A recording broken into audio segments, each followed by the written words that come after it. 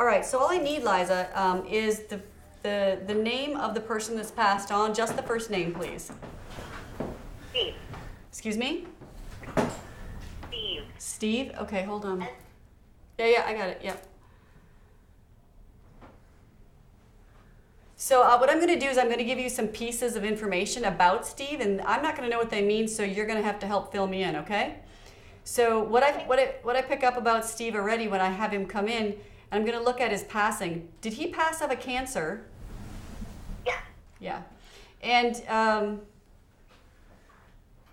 relation to you, is this brother? No. Okay. What's his relation to you? Father. Excuse me? He's my father. Okay. What did I say, fathers? I should listen to myself. I should listen to myself. Yeah, okay. So one of the things I hear him saying, he's talking about, and it sounds generic, but it's not generic. He's literally says, like, daddy's little girl for you. Okay? Mm-hmm. But it's not generic statement. Like, that would be easy for somebody to say, you know, in my position, but he's quite serious about that. Do you understand that? Yeah. Okay. He says he would have bought you the world if he could have bought it for you. Do you understand that? Yes. Okay. It's interesting. I find him to be quite a serious man, and yet very bubbly when it comes to you. As if in business, in the world, and having to live a daily life, you were the one thing that kept the sunshine coming in, is what he says. Is there also something about the song "You Are My Sunshine" with you and him? Yes. Okay, good. So please know that he brings that through, and that's a very strong piece of evidence for you about that was clearly your song, the two of you, is what he says. And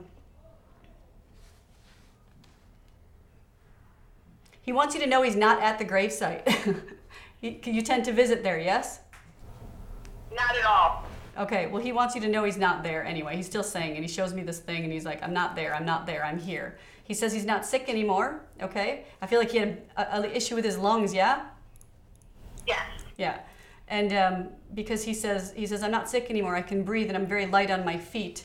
And hello to your mom also. Your mom's here, correct? Yes. Yes, hello to your mom for him, okay? Does your mom have an M name? Can you repeat that? Does your mom have an M name? Is it Mary or Margaret or something, your mom? No, that would be my mother's mother. Oh, okay. Which one, Margaret? Yes. Yeah, okay. So I just have her coming in as well, so. I want to stick with your dad's energy because that's who you want to talk with. So I'm going to ask your dad to give you something in the here and now, okay? Okay.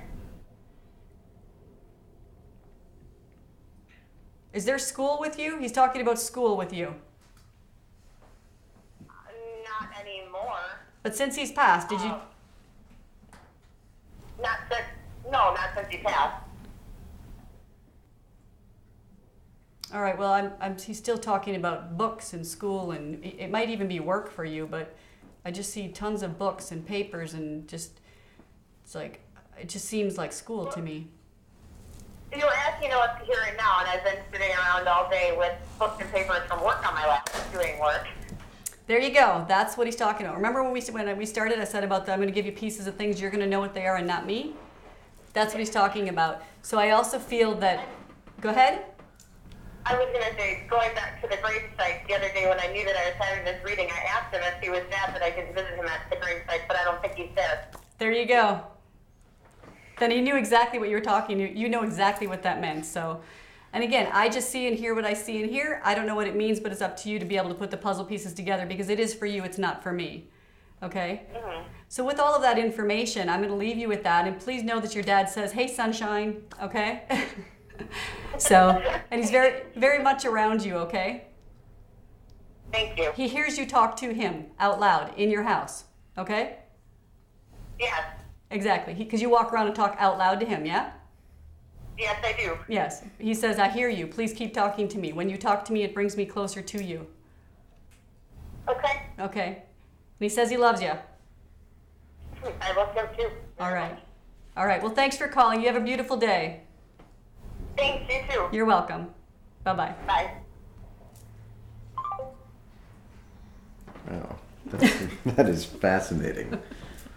I was especially intrigued you had sort of another intruder ghost there. Yeah, it does happen like that. But as I was talking to him, I just saw this woman, and she was an older woman, and I thought it was her mom's name, Mary or Margaret. And she's like, oh, Margaret. Okay, there you go. And so her grandmother had just come in, so. Yeah, that's pretty specific. Yeah, You Are My Sunshine is pretty cool. I mean, even to me, wow. things surprise me. You know, even though I can do what I can do, even though it's still, when you get something so specific, and it did sound generic to me, which is I don't like genericism. I like to give clear-cut evidence that matches only that person to their loved one, such as You Are My Sunshine. Sure. Okay, out of all the songs in the world, this is definitely something between the two of them. And yet, when I said about her being daddy's little girl, that can be so generic if somebody wants to speak with their dad. But if it has a special meaning for her. In this case, it was... I would have passed that over, you know, and not spoken about it. But the dad, Steve, really was like, no, you need to tell her this. You need to tell her this. She's going to understand this. And I'm like, okay. Interesting. You know.